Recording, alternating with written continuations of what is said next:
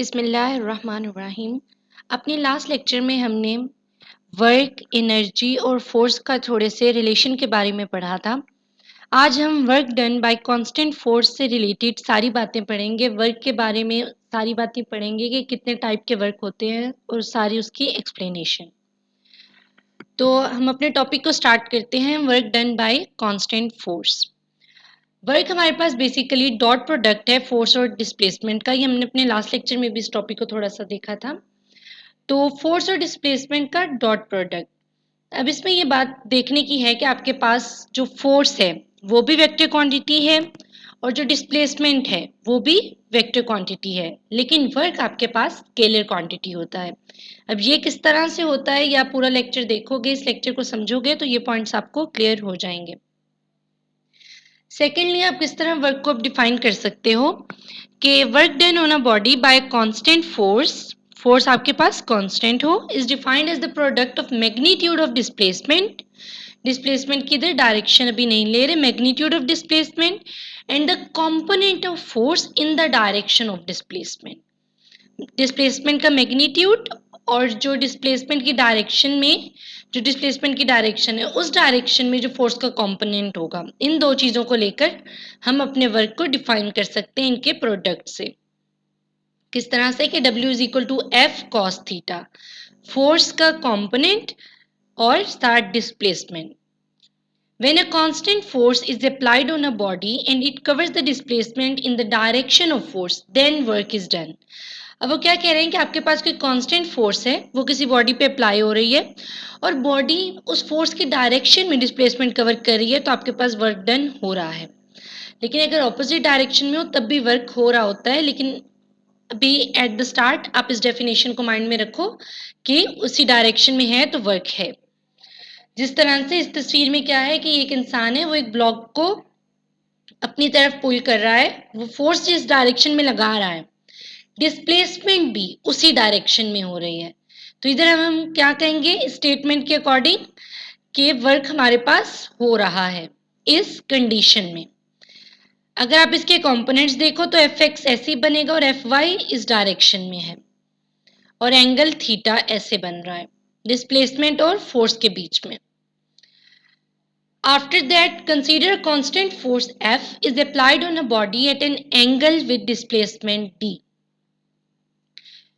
कोई भी force apply हो रही है बॉडी पर, डिस्प्लेसमेंट D की डायरेक्शन होगी आपके पास हमेशा और एंगल बन रहा है कोई फोर्स और डिस्प्लेसमेंट के दरमियान में।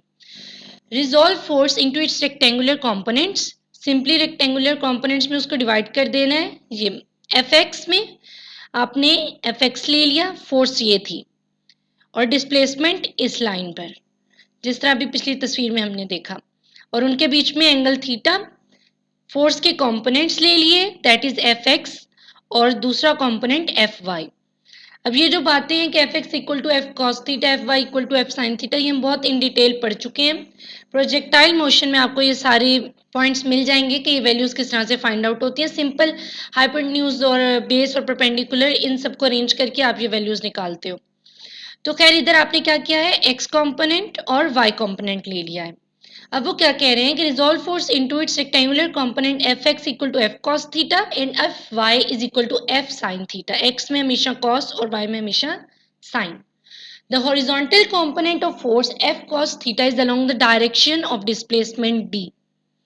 एफ एक्स आपने हमेशा डायरेक्शन ऑफ डिस्प्लेसमेंट में लेना है और एफ वाई आपने परपेंडिकुलरली, जो वाई कंपोनेंट होता है हमारे पास एक्स वाई एक्सिस में भी, and is responsible to do work. जो आपके पास एफ कॉस थीटा होगा वो आपके पास एक्स कंपोनेंट रिस्पॉन्सिबल होगा कि वर्क हो रहा है, क्योंकि कोई ना कोई डिस्प्लेसमेंट कवर हो रहा है तो वर्क हो रहा है। इस चीज को आप जहन में रखें।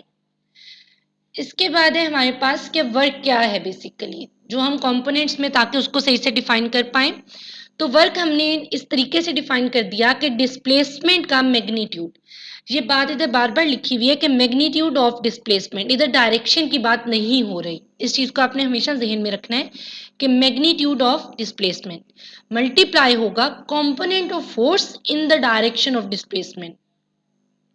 फोर्स के दो कंपोनेंट्स हैं, वो वाला कंपोनेंट लेना है जिसकी डायरेक्शन में डिस्प्लेसमेंट हो रहा होगा। आपने वाई कंपोनेंट नहीं लेना, एफ एक्स की बात हो रही है इधर। Component of force in the direction of displacement, इन दोनों का प्रोडक्ट करेंगे तो वर्क आ जाएगा। किस तरह से कि W इक्वल है D that is displacement F cos theta. अब आपको पता होना चाहिए इधर Fx की बात हो रही है, x ही डायरेक्शन में cos होता है, FD cos थीटा। और आप मैग्नीट्यूड की फॉर्म में कैसे लिखोगे, F dot D। This is the expression W is equal to F dot D for the magnitude of work done. Now work depends upon 3 factors, आपके पास 3 फैक्टर होने चाहिए वर्क को डिफाइन करने के लिए। वर्क जिन पे डिपेंड कर रहा है, the number 1 is force applied on the body, कितनी फोर्स अप्लाई हो रही है। The second one is displacement covered by the body, कितना डिस्प्लेसमेंट कवर हो रहा है। And the angle between force and displacement. अब आप इधर देखो डायरेक्शन की बात नहीं हो रही। ये जो छोटी छोटी बातें ये बहुत ज्यादा इंपॉर्टेंट है वर्क को डिफाइन करने के लिए कि आप डायरेक्शन नहीं ले रहे हो। इधर फोर्स कितनी अप्लाई हो रही है, डायरेक्शन नहीं। डिस्प्लेसमेंट कितना कवर कर रहे हैं, डिस्प्लेसमेंट की डायरेक्शन नहीं। और angle between force and displacement कितना है। अब इसमें हमारे पास वर्क के आ जाते हैं केसेस, जो मैंने आपसे कहा था कि किस डायरेक्शन में फोर्स अप्लाई हो रही है, डिस्प्लेसमेंट किस डायरेक्शन में आ रहा है, उस पर क्या होगा आपके डिपेंड करेंगे, केसेस बनेंगे। वर्क का पॉजिटिव नेगेटिव जीरो होना डिपेंड करेगा। तो फर्स्ट केस है हमारे पास मैक्सिमम पॉजिटिव वर्क। हमारे पास पॉजिटिव वर्क मैक्सिमम कब होगा, अगर अप्लाइड फोर्स और डिस्प्लेसमेंट एक ही डायरेक्शन में हो। जो स्टार्ट ऑफ द लेक्चर हमने देखा कि एक आदमी एक डब्बे को अपनी तरफ पुल कर रहा है, उसी डायरेक्शन में फोर्स अप्लाई कर रहा है, उसी डायरेक्शन में डिस्प्लेसमेंट हो रहा है। फोर्स की सेम डायरेक्शन, डिस्प्लेसमेंट की सेम डायरेक्शन, तो दिस इज पॉजिटिव वर्क। अब मैक्सिमम कब होगा, जब आपके पास एंगल जीरो बन रहा होगा, क्योंकि हमने लेना है एफ एक्स, डिस्प्लेसमेंट वाला डायरेक्शन लेना है, कंपोनेंट लेना है। तो आ गया कॉस थीटा। अब थीटा के लिए आप पुट करते हो, जब कॉस थीटा आपने थीटा जीरो पुट कर दिया तो कॉस थीटा आ गया 1, और आपके पास पूरी वैल्यू आ गई कि work is equal to F T, force into displacement. ये आपके पास मैक्सिमम पॉजिटिव वर्क आ गया जीरो एंगल के साथ। आफ्टर दैट इसकी एग्जांपल क्या होगी, अ person is pushing the cart and applied force in the direction of displacement, so it is performing maximum positive work. This positive work will increase its kinetic energy. हमने last lecture में work को define करते हुए क्या कहा था कि ये ट्रांसफर ऑफ एनर्जी है। अगर वर्क को एक लफ्ज में हमने डिफाइन करना हो तो हम क्या कहेंगे, ट्रांसफर्ड एनर्जी। तो अगर आपके पास पॉजिटिव वर्क होगा तो इस तरह आपके वर्क की काइनेटिक एनर्जी जो है वो इंक्रीज होगी। अगर वर्क आपके पास नेगेटिव हो तो काइनेटिक एनर्जी इंक्रीज में नहीं होगी। जिस तरह अब ये एग्जांपल है कि ये इंसान इस डायरेक्शन में फोर्स लगा रहा है, इसी डायरेक्शन में ओवरऑल डिस्प्लेसमेंट आपके पास हो रहा है और एंगल जीरो है। जो स्टार्ट में एग्जांपल थी, जो बंदा डब्बे से रस्सी बांध के उसको खींच रहा था, उधर कोई ना कोई दरमियान में एंगल बन रहा था। रस्सी की डायरेक्शन ऐसे थी और डब्बा ऐसे खींचा जा रहा था, कोई एंगल बन रहा था। अब फोर्स भी यही है, डिस्प्लेसमेंट भी यही है, एंगल जीरो है। This is the diagram you can draw for positive work. इसके बाद है हमारे पास मैक्सिमम नेगेटिव वर्क। अगर अप्लाइड फोर्स और डिस्प्लेसमेंट का एंगल ऑपोजिट हो तो हमारे पास क्या होगा, नेगेटिव वर्क होगा। अब आप एंगल 180 डिग्री ले लें तो आप क्या करेंगे, वही एक्स कंपोनेंट लेंगे, W is equal to F D cos theta. Theta की जगह 180 डिग्री आ गया, कॉस 180 दैट इज -1, तो minus F D, force into displacement but negative. And negative किसकी वजह से, इधर फोर्स नेगेटिव नहीं है, फोर्स की डायरेक्शन नहीं ले रहे हैं, नेगेटिव साइन आ रहा है because of angle. Now work done is negative. जिस तरह ये है कि फोर्स अप्लाई हो रही है इस डायरेक्शन में और मोशन हो रहा है इस डायरेक्शन में, एंगल आपके पास एक सीधी लाइन बन जाएगी that is 180 degree. Angle 180 degree हो, opposite force opposite displacement, force और डिस्प्लेसमेंट ऑपोजिट डायरेक्शन में आ जाए तो आपके पास मैक्सिमम नेगेटिव वर्क आ जाएगा। एग्जाम्पल नेगेटिव वर्क की क्या हो सकती है, consider the cart is moving forward but the person applies force opposite to its motion to stop it, so work done will be negative. Thus negative work, it slows it down and reduces its kinetic energy. इस cart की जो speed है वो इधर increase नहीं हो रही बल्कि डिक्रीज की तरफ जाएगी क्योंकि उसे स्टॉप करने की कोशिश की जा रही है, तो काइनेटिक एनर्जी रिड्यूस होगी और आपके पास वर्क डन भी नेगेटिव आएगा। Work done by frictional force is negative because direction of frictional force is opposite to displacement. When a body is lifted, then work done by gravitational force is negative. अगर कोई चीज जमीन पे पड़ी है उसको ऊपर की तरफ उठा रहे हैं, ग्रेविटेशनल फोर्स नेगेटिव हो जाएगी. तो इधर क्या होगा, ग्रेविटेशनल फोर्स डाउनवर्ड की तरफ होती है, चीज आप ऑपोजिट की तरफ उठा रहे हो, डिस्प्लेसमेंट ऑपोजिट डायरेक्शन में हो रहा होगा, आपके पास वर्क डन नेगेटिव हो जाएगा. अब जीरो वर्क कैसे होता है, अगर आपके पास अप्लाइड फोर्स और डिस्प्लेसमेंट, आप कोई फोर्स अप्लाई कर रहे हो और उसके रिजल्ट में जो डिस्प्लेसमेंट हो रहा है, ये दोनों चीजें एक दूसरे के परपेंडिकुलर हों, यानी 90 डिग्री के एंगल पर हो. आपका एंगल 90 होगा तो work is equal to force into displacement cos 90 degree. आपने एंगल थीटा की जगह 90 पुट कर दिया, कॉस 90 आपके पास होता है 0. 0 से मल्टीप्लाई होगी आपके फोर्स की वैल्यू, आपके डिस्प्लेसमेंट की वैल्यू, ओवरऑल आपके पास वर्क हो जाएगा 0. तो इस कंडीशन में आप कहोगे कि कोई भी वर्क डन नहीं हो रहा आपके पास. जैसे ये कंडीशन है, एक इंसान कार्ट के ऊपर अब बैठ गया, उसकी फोर्स कहाँ पे अप्लाई हो रही है, डाउनवर्ड डायरेक्शन में फोर्स लग रही है, बट जो डिस्प्लेसमेंट है, अगर कार्ट मूव कर रही है तो डिस्प्लेसमेंट आपके पास एक्स एक्सिस में आ गई, एंगल 90 डिग्री बन गया, बट जो आपके पास वर्क है वो 0 हो गया because of the 90 degree. Cos 90 करोगे तो 0 आ जाएगा, मल्टीप्लाई होगा, ओवरऑल वैल्यूज 0 हो जाएंगी, कोई भी वर्क डन नहीं होगा. इसकी एग्जांपल क्या है कि a person is sitting on the cart exerting a downward force, weight while cart is horizontal motion. उस इंसान का जो वेट है, जो फोर्स पड़ रही है, वो नीचे की तरफ जा रही है, और जो डायरेक्शन बन रहा है दैट इज हॉरिजॉन्टल, कार्ट जहाँ पे मूव कर रही है. So applied force and displacement are perpendicular, therefore we can say that no work is done. Another example is of the centripetal force. Work done by centripetal force is 0. Why? Because centripetal force is perpendicular to the direction of motion of body. जिस भी direction में motion हो रहा होता है, centripetal force उसके perpendicular होती है, दैट्स व्हाई वर्क डन उसके अकॉर्डिंग भी 0 आ जाएगा. वी कैन से कोई भी वर्क डन नहीं हो रहा by centripetal force when the direction is perpendicular to the motion of the body. So if a person is applying force on a body but body is not covering any displacement, second condition आ गई जहां पर angle कोई भी हो रहा है लेकिन displacement की वैल्यू 0 है. कोई इंसान किसी चीज पे फोर्स अप्लाई कर रहा है बट डिस्प्लेसमेंट नहीं हो रही, डिस्प्लेसमेंट नहीं हो रही तो क्या होगा, डी की वैल्यू 0 हो जाएगी, फोर्स अप्लाई हो रही है बट डिस्प्लेसमेंट नहीं है. So F into 0 with any angle cos theta, आपके पास ओवरऑल वैल्यू 0 आ जाएगी.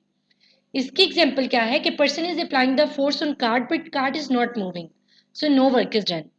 कार्ट उस बंदे के वेट से ज्यादा हो, बंदा जितना मर्जी फोर्स अप्लाई कर ले, अब फोर्स की तो वैल्यू मौजूद है, फोर्स अप्लाई हो रही है, but cart is not moving, so the work is not done, we can say the work is 0. Now a person at rest holding a heavy weight is doing no work. कोई इंसान एक ही जगह पे खड़ा है, बहुत ज्यादा वजन उठा के खड़ा है. अब फिजिक्स की लैंग्वेज में कोई भी डिस्प्लेसमेंट कवर नहीं हो रहा, डी 0 है, चाहे जितना मर्जी वेट है उस चीज का, जितना मर्जी फोर्स से उसने उसको उठाया हुआ है, ग्रेविटेशनल फोर्स भी इधर अप्लाई हो रही है, जितनी मर्जी फोर्स की वैल्यू आ जाए, बट जब डिस्प्लेसमेंट 0 है, वर्क इज 0. जिस तरह ये एक एग्जांपल है कि फोर्स इस डायरेक्शन में अप्लाई हो रही है, वही बात है कि एक बंदा कार्ट को धक्का लगा रहा है बट डिस्प्लेसमेंट नहीं कवर हो रहा, तो दिस इज 0. और एंगल चाहे जो मर्जी हो, उसमें एंगल चाहे आपका थीटा जो मर्जी आ रहा हो, because of the displacement overall बात 0 हो जाएगी. अब हमारे पास वर्क की क्या बात आ गई, इधर वर्क इज स्केलर क्वांटिटी. अब आपने क्या देखा कि फोर्स भी वेक्टर है और आपके पास डिस्प्लेसमेंट भी वेक्टर है, then why work is scalar. ये हमने अभी इन डिटेल इसको भी देख लिया कि हमने उसको नेट डिस्टेंस लिया है लेकिन उसकी डायरेक्शन नहीं ले रहे, फोर्स की वैल्यू ले रहे हैं, फोर्स की डायरेक्शन नहीं ले रहे हैं. चाहे फोर्स और डिस्प्लेसमेंट वेक्टर क्वांटिटीज हैं, जो मैं आपको स्टार्ट से कह रही हूँ कि डायरेक्शन काउंट नहीं हो रही है, जस्ट मैग्नीट्यूड ले रहे हैं दोनों बातों का, सो वर्क इज स्केलर. अब पॉजिटिव और नेगेटिव वर्क को बताने के लिए भी आपने थीटा लिया है, एंगल लिया है, कोई फोर्स और डिस्प्लेसमेंट के डायरेक्शंस नहीं लिए, वो आपने अपनी इजीनेस के लिए ड्रॉ कर लिया कि फोर्स इस लाइन में और डिस्प्लेसमेंट इस लाइन में. इन बातों से आपने क्या क्या पॉइंट निकाला है, आपने जो पॉइंट निकाला है दैट इज थीटा. एंगल क्या आ रहा है, अब एंगल अप्लाई करने से आपका वर्क पॉजिटिव होगा या नेगेटिव होगा, लेकिन वर्क आपके पास एज अ स्केलर क्वांटिटी ही चलेगा. एसआई यूनिट वर्क का क्या है, जाउल. न्यूटन मीटर फोर्स आ गई, एफ न्यूटन, और डिस्प्लेसमेंट का मीटर आ गया, किलोग्राम मीटर स्क्वायर और पर सेकंड स्क्वायर. डायमेंशन आ गई, किलोग्राम का एम आ गया, मीटर स्क्वायर का एल स्क्वायर आ गया, और पर सेकंड स्क्वायर का टी-2 आ गया. डेफिनेशन जाउल की आप क्या कर सकते हो, जाउल जो हमने एसआई यूनिट का वर्क का जाउल है, 1 जाउल इक्वल है न्यूटन मीटर के। तो when 1 Newton force acts on the body, जब आप एक बॉडी है उस पर 1 न्यूटन फोर्स अप्लाई कर रहे हो, वो 1 मीटर डिस्टेंस कवर कर रही है फोर्स की डायरेक्शन में। जो सा हमने डिस्प्लेसमेंट के लिए हमने कहा था कि एफ एक्स कॉम्पोनेंट ले रहे हैं क्योंकि एक्स कॉम्पोनेंट में मूवमेंट हो रही है, डिस्प्लेसमेंट हो रहा है।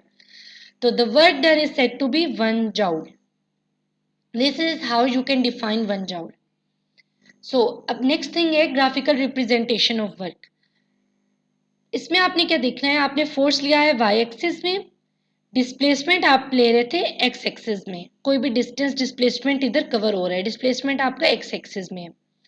इस कर्व के अंडर जो वर्क हुआ, इस कर्व के अंडर जो वैल्यू आई वो आपका वर्क होगा।